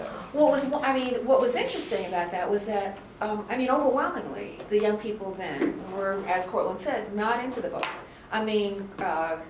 Who's now a Dream Defenders person? Philip, back to Philip Agnew. That he was more or less, but not like he is now. BYP 100, Charlene Carruthers out of Chicago, right? She's vote was not part of her priority, right? But then next time I see her, she and her group have helped elect a new state attorney general because of the horribleness, yes, of the one who had been in and who'd been just terrible in terms of police brutality issues, right? So I think part of what we're learning is that we're all growing together in a lot of ways, but it's around the work. What I'm noticing is that when I'm around some young activists, it almost seems too self-centered, and I'll just say it that way. So we never knew what baggage people were carrying in the room. When we came into a SNCC meeting, it was about the work, because what we had on us was the responsibility of working with these local people who were sacrificing more than we were. They were sacrificing not just their lives, but their lives of their families and their communities. For me, I could go back to Tarrytown, New York, right? This was their community. So you didn't have, I would say in some ways, the luxury of going around a room and asking all the SNCC people in that room, so what baggage are you carrying? Nobody cared. They did not care, because the bottom line was, how do you get black people registered to vote without getting them killed? Right, without getting them killed. So include yourself. Well, maybe, yeah, that's true. Don't get yourself killed. That was that too. That's right. So, but the main thing that I find as a difference is that, like when we did Hands on the Freedom Plow, it was amazing to find out the personal stories of the women in this book. We did not know a lot of times what these women came from. All we knew is was that we would judge them by the work that they did. And the relationships that we formed were based on the work that we did. It wasn't whatever we were bringing into the room. So for me, some of it is that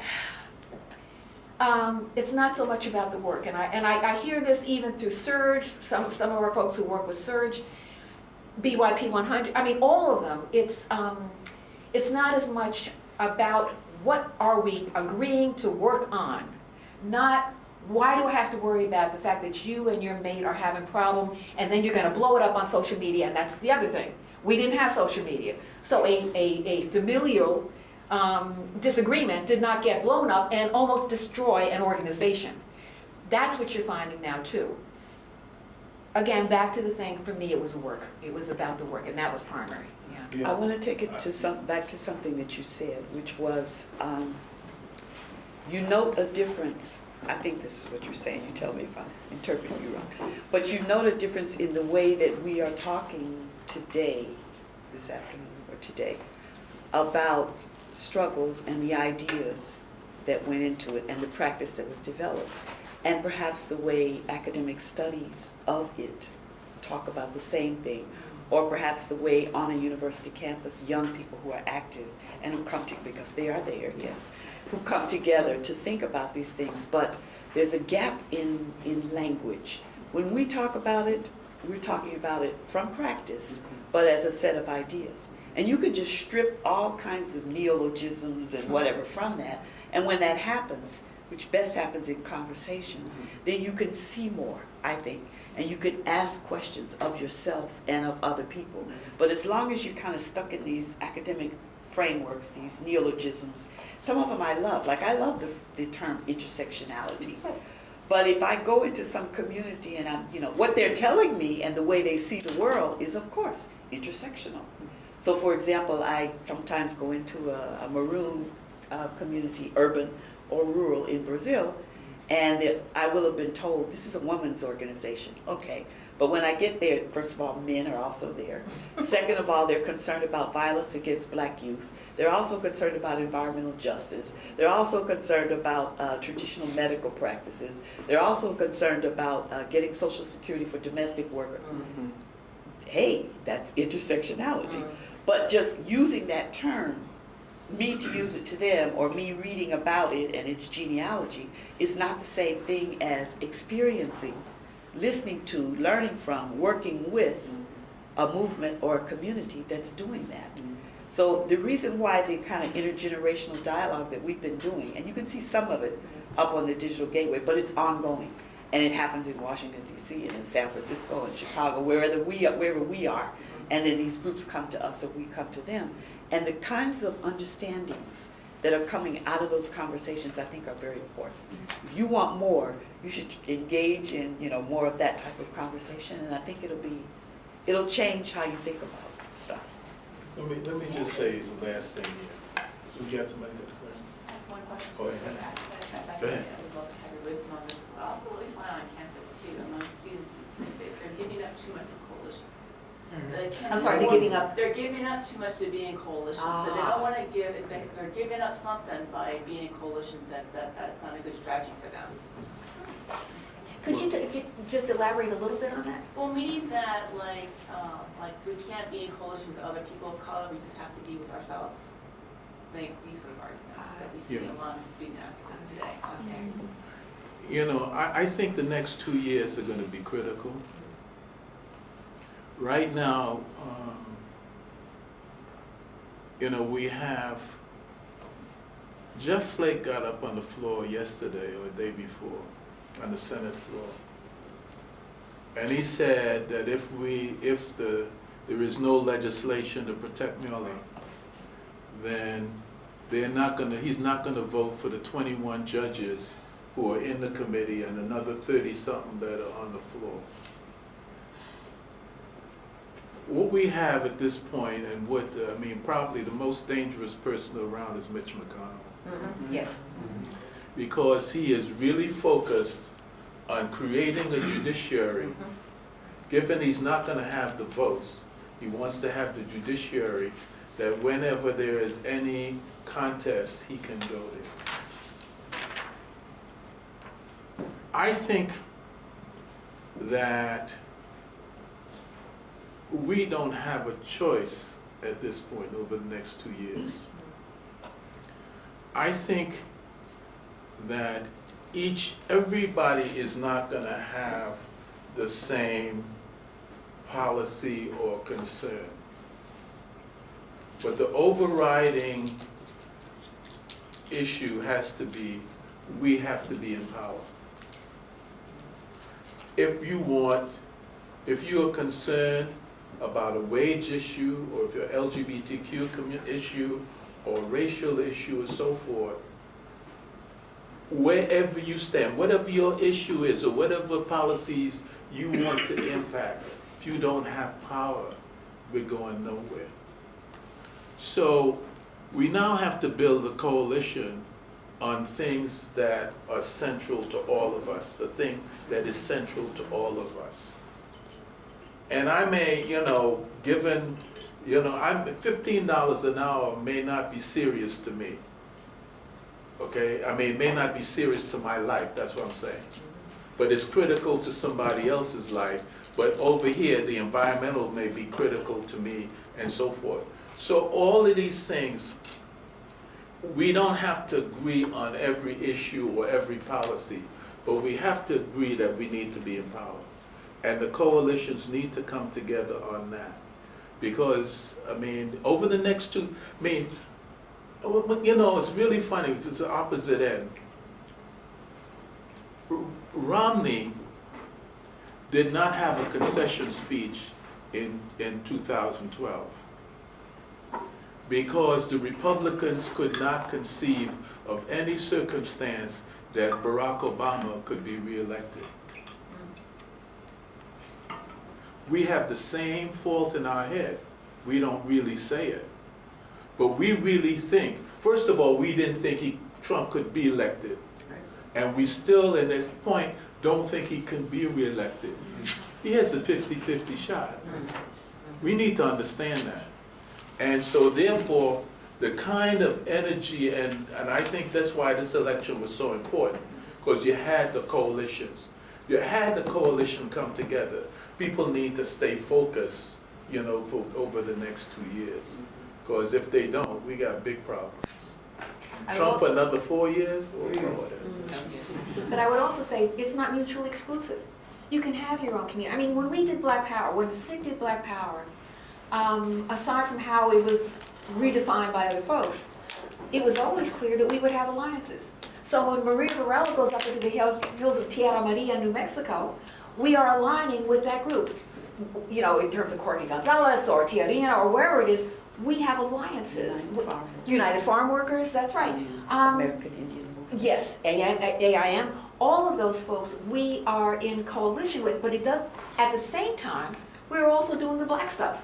So you can do both of those things. But what Courtland's talking about, this is existential threat. This man wants to kill us, yeah. And if you were speaking specifically just up on the university campus, one of the things that, when we were young, helped us understand real politics is you actually have to get off the campus and be in some kind of political discussion with others. And then you will rethink coalition and issues and everything. But if it's just, enclosed within the campus, it's very hard to understand the real world of politics if you're just enclosed within a university campus. Be ye professor or be ye student. Yeah, I mean, if you even think back, the last time there was an existential threat to the world was Hitler, right? And the United States made an alliance with, Churchill and England, who was a big colonial. I mean, if you want to look at Churchill, whatever, but he saved the West. And we also made an alliance which lasted for a little while with Stalin, with the Soviet Union, so think about that. And then think about, the little differences that we have here, or the groups on campus may have, and put that into perspective. Because Trump, I don't think he's Hitler, but I think he's as big an existential threat to the world as Hitler was. I think that we're facing the biggest threat we've had in the past, 80, 90 years. With Trump and those who came with him, yeah. Well, yeah, And McConnell, because I I mean, that McConnell. whole group. I mean, one other thing is, I think, Wait, I love how campaigns, your propaganda. He really- yeah, Yes. Like, what's the difference? no, exactly. He just hasn't killed anyone yet? Like- Well, that's my point. Yeah. He hasn't killed anyone yet. Okay. So, whatever. No, I just think it's also counterproductive to start calling him Hitler, because then you get into all kinds of other bullshit. You just say he's horrible and leave it at that.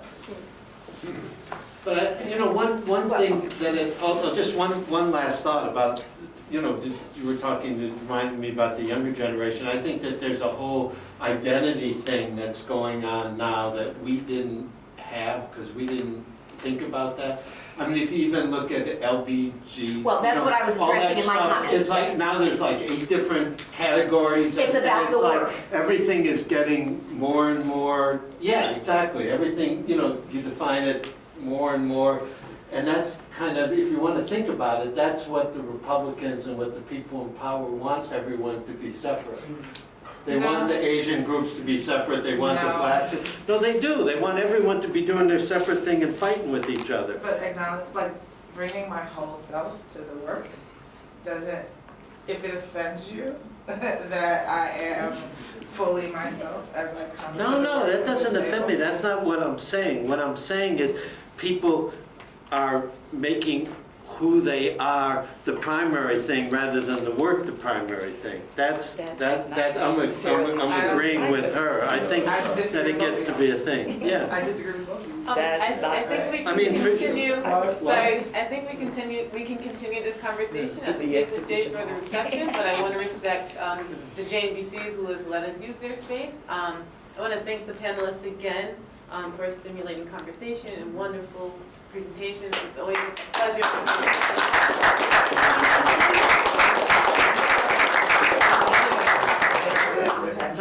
I think. I'm going to turn over to Professor Brooks. who Yes, will- what do we do now? Let me just say, if I could just close. Hello. Can you just close? Can he just close? Okay. Thank you. Yeah. Oh, I thought we were. Let me just close with first say thanks to all the individuals, all the panelists who participated in the rich discussions that we had today. When we did the exhibition, part of the reason, the rationale for doing the exhibition was to, how do we find a way to create a dialogue and so on around the exhibition. And so we decided to have this workshop. Not the normal conference and large workshops in which, people will come and present papers, but really to try and do something much more focused and to have dialogue around the questions of quote unquote, I always put this in quotation marks because I agree with you about the Southern Freedom Movement, about civil rights movement and unfinished business. So I think that the day activities, although we got off a little late because of the weather, has been really very, very productive and enriching. And so I would like to thank all of you for doing this. And for us it was also very important because the exhibition, as you all saw, had images from some of you in this room. And we thought it was about time that the people, we use people's images in exhibitions and whatever, but we don't invite the people at all to talk about the work and so on. And so we thought it was important to have you all here. And so I want to thank particularly the people who gave us, whose photographs really populate the exhibition itself. I think that we didn't have I didn't do opening remarks this morning because of all of the problems we had. But I was trying to change some of the structures of what we were doing because of planes problems and so on and so forth for people. But I think that it is probably safe to say that we are in this country, and I would argue indeed in the world, at a probably very dangerous moment. Right? And that certainly much more dangerous than I had ever seen in my lifetime with all my greatness.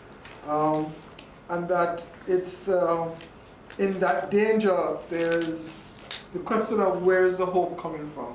Yes. And how do we organize against it? And one of the things that one kept on hearing in all the presentations, quite frankly, today, was this business of organizing. And how do you organize in at this particular moment? I think that one of the things that strikes me is thinking about organizing, but also thinking about electoral organizing, and think about, as someone who was involved in another country in electoral politics for many years, that there is also something that comes out of a stick tradition, of the so-called freedom, the Southern Freedom Movement tradition, that one might want to think about, which is not just the question of electoral organizing and political equality and political rights, but what does democracy really look like? Because it is not just the vote, so the vote is necessary but not sufficient.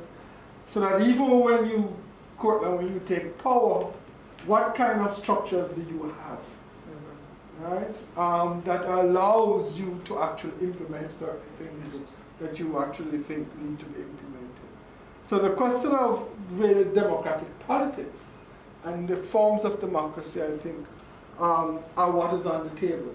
That we have an existential threat, what we have to deal with, but that the question, but you do, unless you develop, I think, also other methods of democratic politics, then those kind of that threat may come back again in another way. So to think about all the while some of the real legacies of the Sneeks movement, which is a certain kind of democratic politics, a certain kind of openness, and a certain kind of way in which participation is constructed and is conceived and is actually carried out.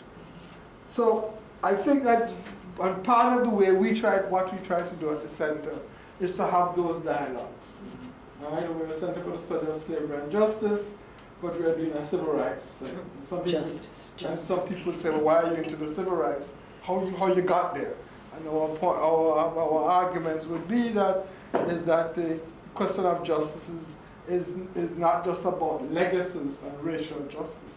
The question of justice is also, quite frankly, about democratic forms. It's about a certain kind of politics that one needs.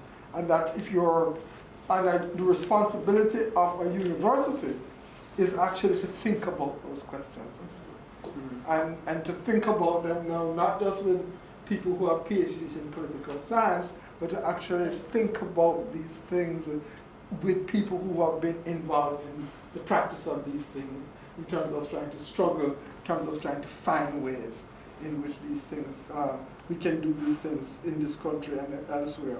And that those things itself is also part of the knowledge. I mean, because what happened in this room today, the last 5-6 hours, was also a sharing of political knowledge. It's a sharing of extraordinarily important political knowledge. And therefore, any university that's worth its salt, and we at Brown think we are worth our salt, any university that's worth its salt has to think about how to have that knowledge inside it, in its rooms and its classrooms, and how to in fact create conditions so that those kind of things can be on the table. So I want to just say thanks to everyone for participating in this particular project. There are going to be other such projects that we are working on, quite frankly.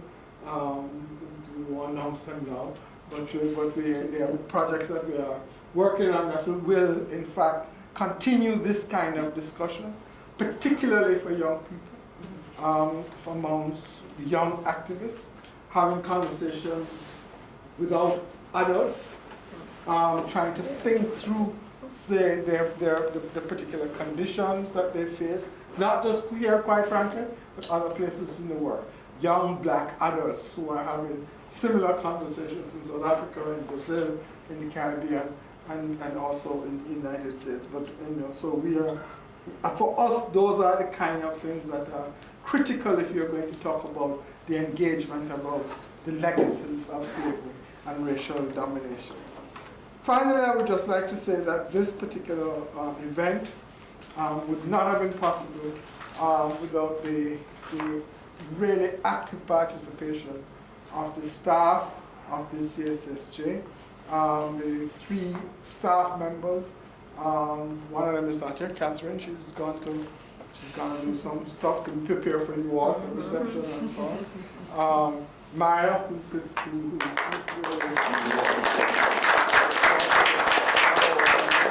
and Shayna Weinberg, who's and then student workers. People, I say it all the while, and some people therefore think it's boring, but we do so many things that people say you have a staff of about 10, 15. No, we don't. We have a staff of 3, 4 persons, myself and 3 others. But what we have is an extraordinary group of student workers, all right? Both graduates and undergraduates who work with us in very serious ways and in very regular ways, and quite frankly, sometimes beyond the call of duty. Quite frankly, I leave here sometimes at 8:30 at night, and I see them kind of, they're not doing their homework or something, they're preparing something that Shane had given them that has to be ready for tomorrow morning, right?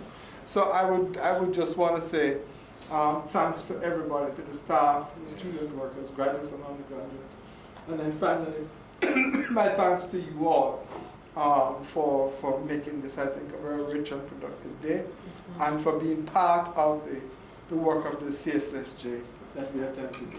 Thank you all very much. Thank you.